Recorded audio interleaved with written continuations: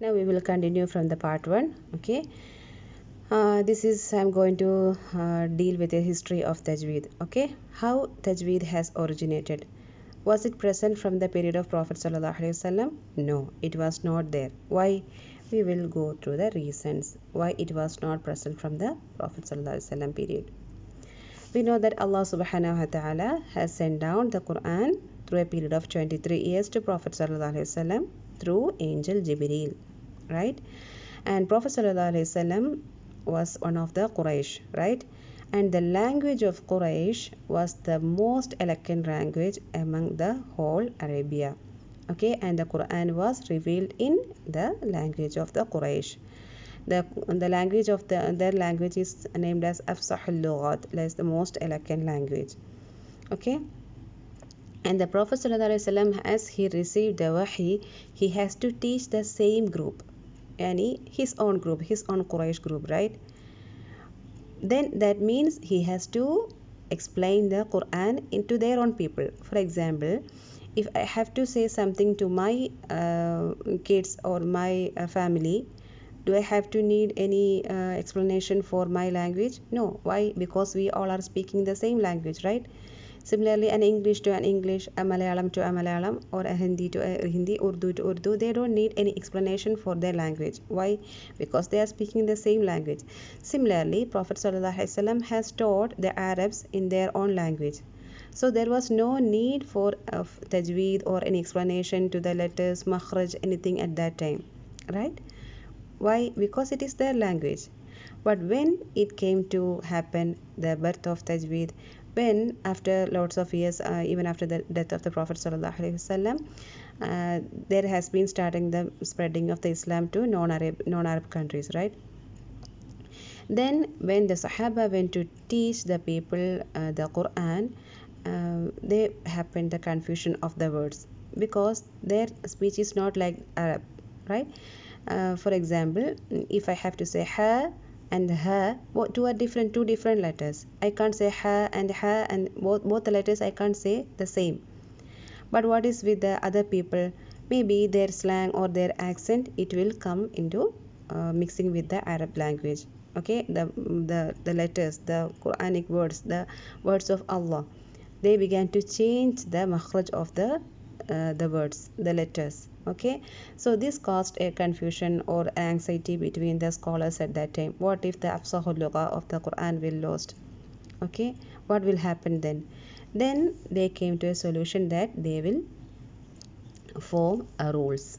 Okay, they will write some explanations on tajweed so that it will be easy for the teachers to teach their non-Arab students. Okay, when the Islam was in the phase of spreading. Okay, so there are lots of scholars at that time, but the most three prominent scholars I am pointing here: Imam Abu Abdul Qasim bin Salami, Imam Abu Aswad al-Du'ali, Imam Khalil ibn Ahmad al-Farahidi. These are the three major scholars who worked in the noting down of the tajweedic explanations. Okay, the makhraj, the sifa, everything. So how it happened? Okay, the first when they came to the middle of those people, they first have to explain how the letters are, right? So they began to think like how the letters will be. So they pointed out like hamza, a, it is coming from the lower throat. And what about this qaf? Qaf is from the back side of the tongue, right? And what is from the meme? It is from the lips, right?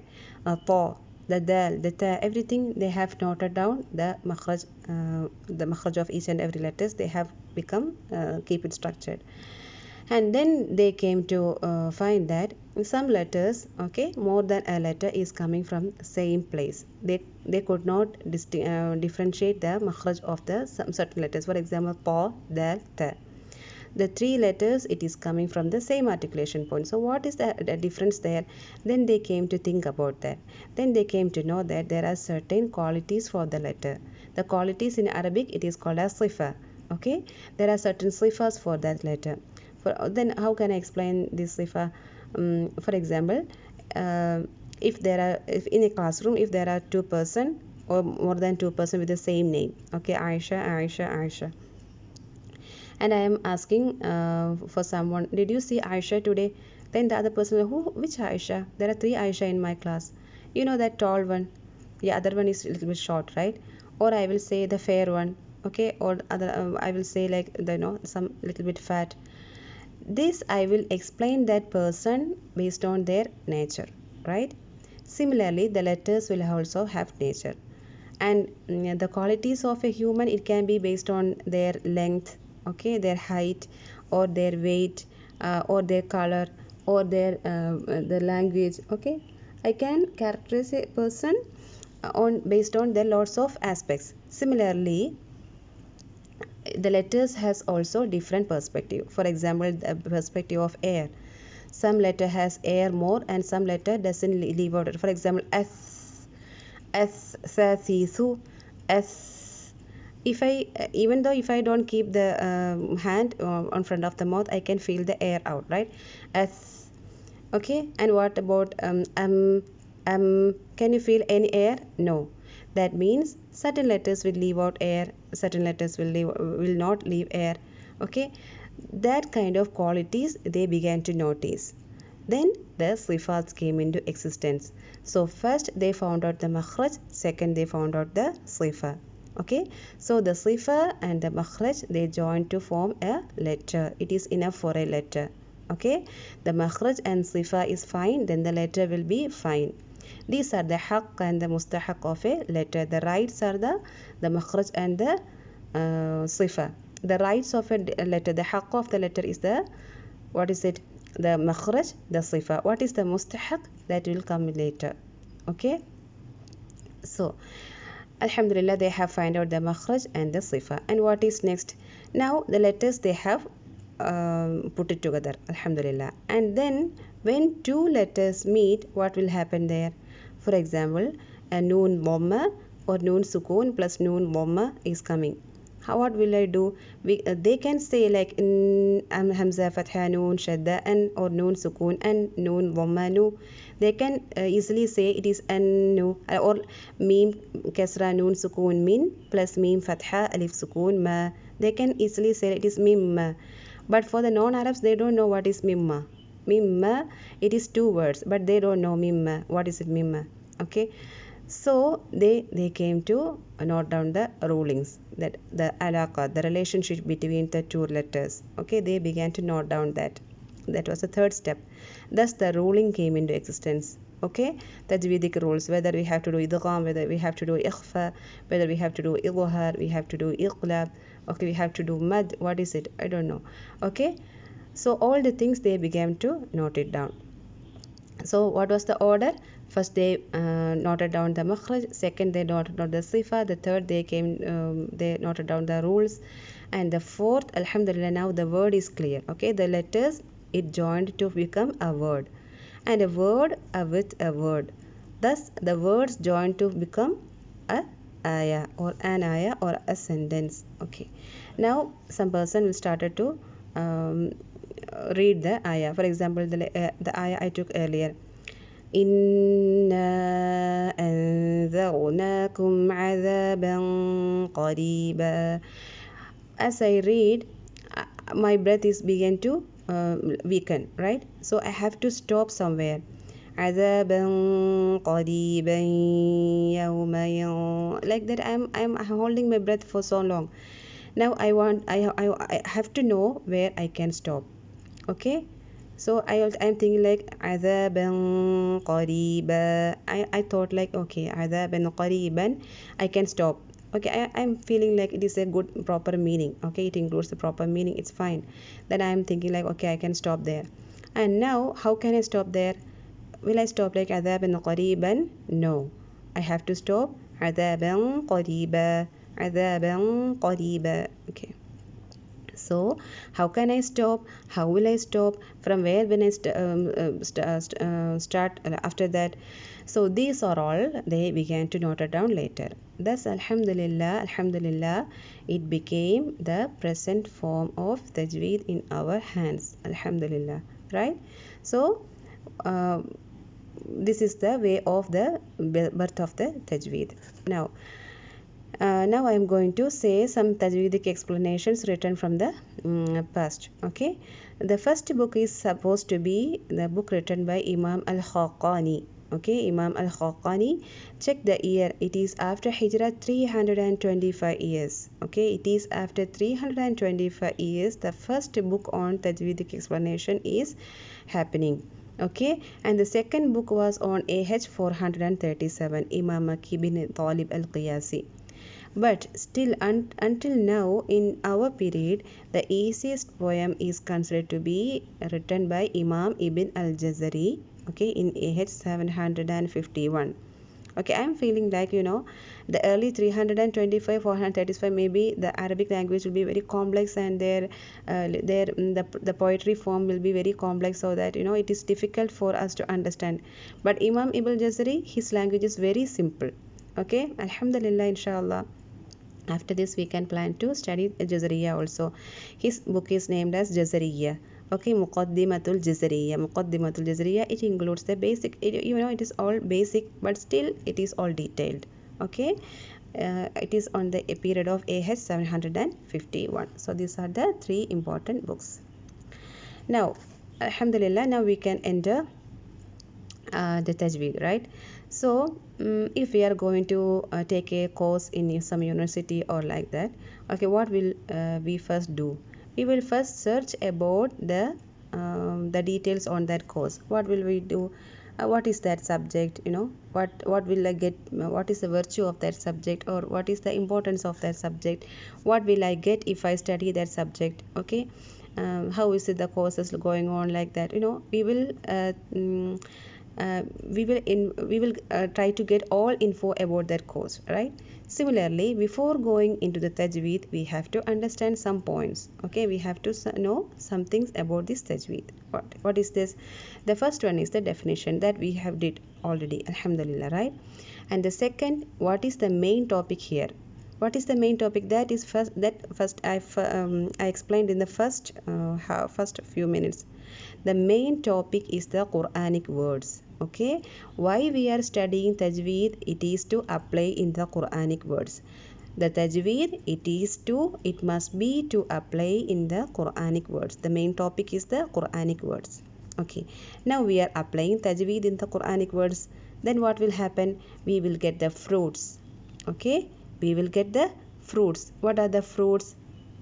That means if we plant a seed in the soil, okay, it will grow up. Okay, if you put water and we will take it very nicely, it will rise, right?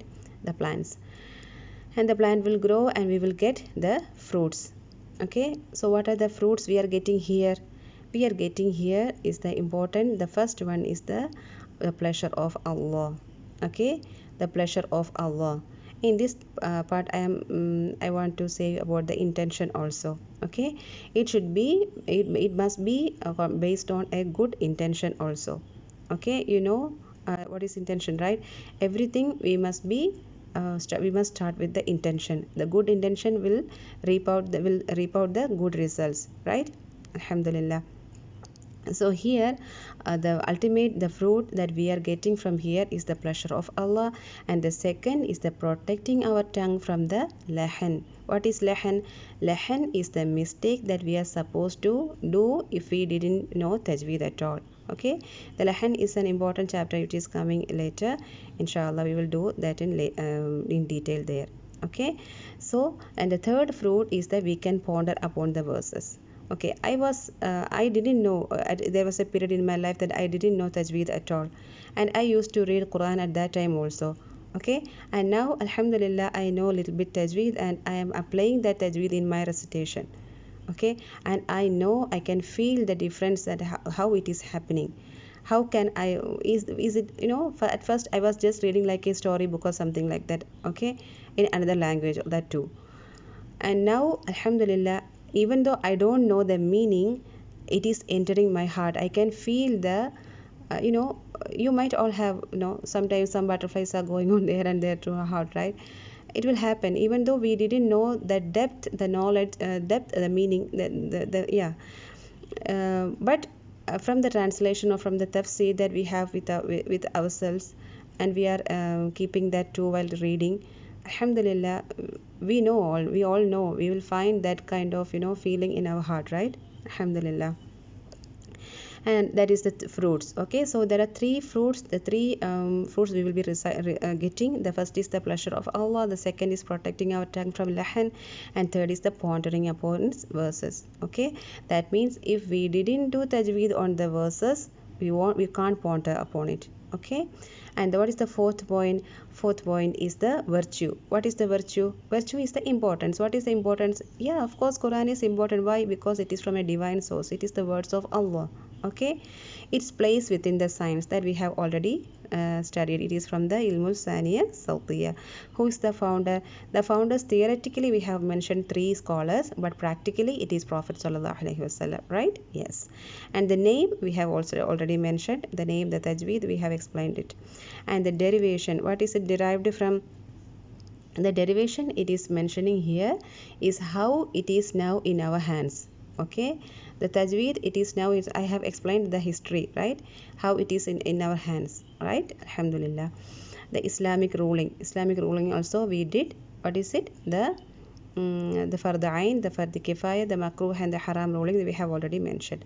And the principles of tajweed. What is the principles of tajweed? The principles of tajweed is coming under four headings. What are they? The principles, first I have told that I'm putting a seed there. Okay, I'm closing the soil and I have to put some water. Okay, what is the water that I'm putting there? That is the principles that we have to tightly hold on to. What are they? The knowledge of makhraj, the first one. The second, the knowledge of sifa. The third, the knowledge of rules. Okay, the fourth one is the practice and repetition and getting directly from a proper teacher. Okay, the practice and repetition, without that we can't achieve itqan, or we can't achieve ihsan in our recitation. The practice is the main thing, that also with a proper direction from a teacher. Okay, what I am doing this, the online session, you should keep it as a subsidiary source. The first your resource is directly from a teacher. Okay, alhamdulillah, we have finished what I have planned here. Okay, we will stop here with a beautiful ayah from the Surah Al-Baqarah. الَّذِينَ آتَيْنَاهُمُ الْكِتَابَ يَتْلُونَهُ حَقَّ تِلَاوَتِهِ أُولَٰئِكَ يُؤْمِنُونَ بِهِ. There are those even among the people of the scripture who read the book as it should be read and believe in it sincerely. As for those who reject it, they are indeed the losers. That means they are the mu'min, the believers. The believers, Allah is mentioning that they will recite the book with the haqqa tilawati. Haqqa tilawati means read as it should be read. Okay, who read the book as it should be read. Haqqa tilawati means it should be read as it should be. It is read as it should be read, right? Ulaika yu'minuna bihi, they are the truly believers. And وَمَن يَكْفُرْ بِهِ فَأُولَٰئِكَ هُمُ الْخَاسِرُونَ. And those who are not doing that, they will indeed the losers. Okay, may Allah protect us from not becoming the khasirun, but may Allah help us, bless us to be in the mu'min. Okay, those who will be reciting the book of Allah with the haqqa tilawati. May Allah facilitate. Ameen ya Rab. So we are stopping here. سبحانك اللهم وبحمدك أشهد أن لا إله إلا أنت أستغفرك وأتوب إليك. السلام عليكم ورحمة الله وبركاته. جزاك الله خير.